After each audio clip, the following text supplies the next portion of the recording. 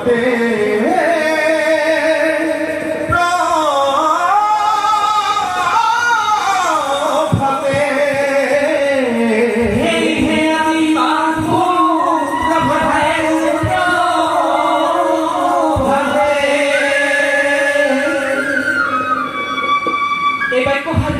কবিয়ে কবিতার আকারে লিখতে হয়েছিলেন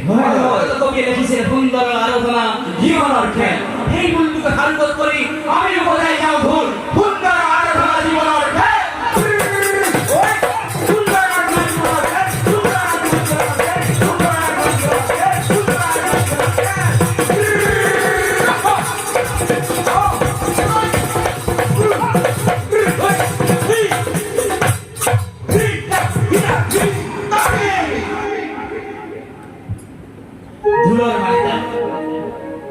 আমার ঢুলিয়াটা আপনার ঢোলৰ মালিকা আছে মই ঢোলৰ মালিকা আপোনালোকক পৰিৱেশন কৰি শুনাইছো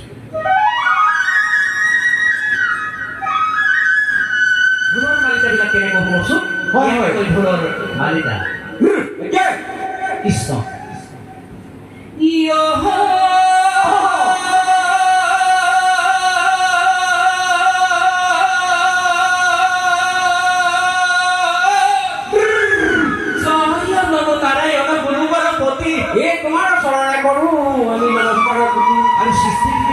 তুমি নিরঞ্জন তোমার চরণে আমি পক্ষী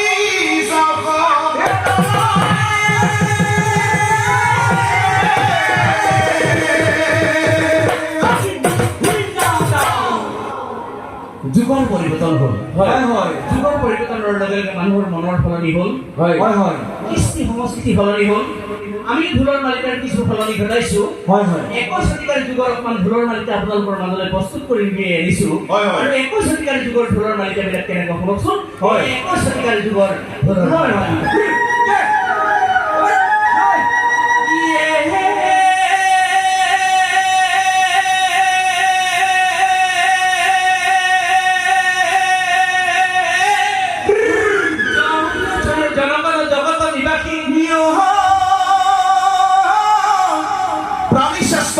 তোমার আছে খ্যাতি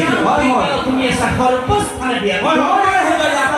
তোমার কৃতি আমি সুন্দর পূজারী সুন্দর পূজা এই ঢোলৰ চাপৰে জাতি উপজাতি সমন্বয় হয়তো আমি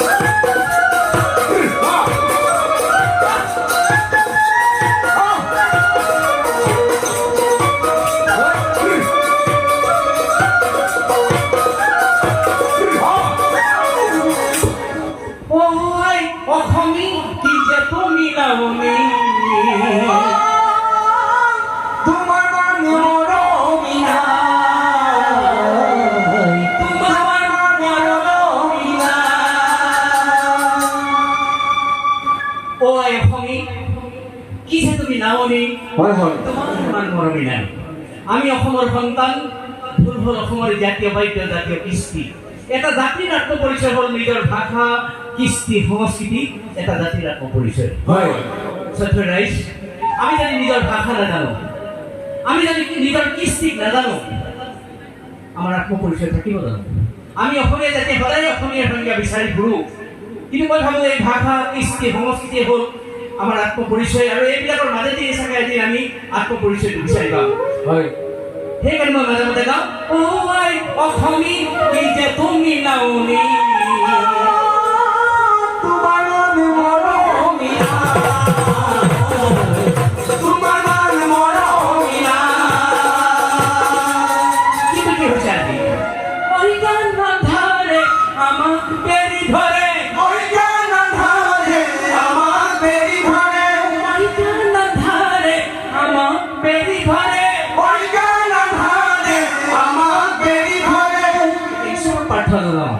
দয়া